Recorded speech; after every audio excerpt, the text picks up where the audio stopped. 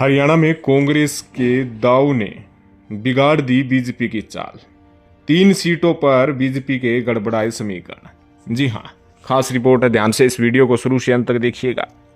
Comment करके जरूर बताइएगा कि हरियाणा में इस बार किस पार्टी को कितनी सीट आ रही है। आपके कमेंट सर्वे के आधार पर पिक किए जा रहे हैं और बड़े बड़े नेता भी आपके कमेंट चेक करते हैं, तो कमेंट ज़्यादा से ज़्यादा जरूर कीजिएगा। तो सबसे पहले आपको बता दें कि जैसे जैसे चुनाव अंतिम दिन की तरफ बढ़ रहा है, वैसे वैसे हरियाणा में सियासी समीकरण बनता और बिगड़ता जा रहा है। लेकिन कांग्रेस के बड़े दाव से बीजेपी की चाल बिगड़ गई है। 3 सीटों पर समीकरण बिगड़ गए हैं। आपको पहले बता दें कि 3 निर्दलीय विधायक जो पहले बीजेपी को समर्थन दिया हुआ था, अब कांग्रेस को समर्थन दे दिया, जिसमें धर्मपाल गोदर, रणधीर गोलन, सोमवीर सांगवान, इन्होंने कांग्रेस के पाले में जाने से चुनावी गणित गड़बड़ा दिया है।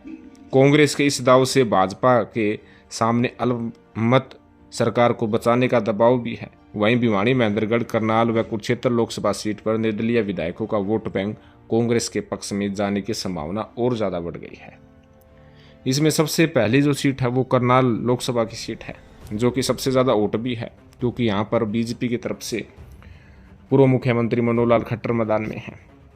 करनाल सीट में आने वाली नीलोखेड़ी से विधायक धर्मपाल गोदर अनुसूचित जाति से संबंध रखते हैं। उनके हलके में बड़ी संख्या में राइस मिल्स और चावल व्यापारी हैं। इससे भाजपा प्रत्याशी व पूर्व सीएम मनोहर लाल की चुनौती बढ़ती हुई नजर आ रही है। बताया जा रहा है कि करनाल सीट पर विशेष तौर पर मनोहर लाल ने ध्यान दे दिया है। तमाम उन नेताओं से संपर्क साधा जा रहा है जो बीजेपी से जो है दूरी बनाए हुए थे। कहीं ना कहीं पानीपत में जिस प्रकार से डोर टू डोर प्रचार प्रसार खुद पूर्व मुख्यमंत्री करते आए, उससे लग रहा है कि मनोहर लाल खट्टर जैसे तैसे करके करनाल सीट जीतने की जुगत में है। तो कहीं ना कहीं सियासी समीकरण इनका बिगड़ा है। दूसरी सीट यदि हम बात करें तो कुरुक्षेत्र लोकसभा सीट पर भी सियासी समीकरण बिगड़ा है। कुरुक्षेत्र सीट त्रिकोणीय मुकाबले में है, जहां नवीन जिंदल, सुशील गुप्ता और अभय सिंह चौटाला हैं। वो रोड समुदाय के पुंडरी विधायक गोलन कुरुक्षेत्र से भाजपा प्रत्याशी नवीन जिंदल की राह मुश्किल करेंगे। पुंडरी हल्का रोड बहुल है।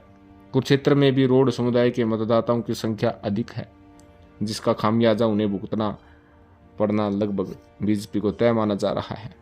कहीं ना कहीं कुरुक्षेत्र सीट पर विशेष तौर पर सबकी निगाहें हैं कि कुरुक्षेत्र के मैदान से कौन जीतेगा। अगली सीट है भिवानी महेंद्रगढ़ सीट, जहां बीजेपी प्रत्याशी धर्मवीर सिंह है तो कांग्रेस से रावदान सिंह। चरखी दादरी से विधायक सोमवीर सांगवान, भिवानी से भाजपा प्रत्याशी धर्मवीर सिंह की राह मुश्किल कर दी है। अभी कांग्रेस प्रत्याशी रावदान सिंह के लिए जाट समुदाय का वोट बैंक चुनौती बना हुआ था। अब जाट वोट बैंक का 2 हिस्सों में बंटना तय माना जा रहा है। लेकिन जाट वोट बैंक बीजेपी से खुश नहीं है, नाराज है। किसान वोट बैंक नाराज हैं और धर्मवीर सिंह के लिए यही वोट बैंक 2014 और 2019 में था, और इस वोट बैंक की नाराजगी की वजह से धर्मवीर सिंह की चाल बिगड़ चुकी है।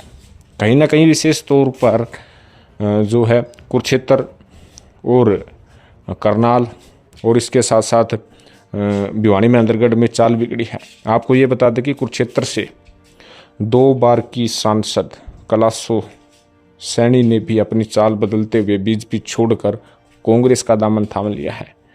करनाल से मनोज वधवा, जो कि पूर्व डिप्टी मेयर थे बीजेपी से, उन्होंने भी कांग्रेस ज्वाइन कर ली है।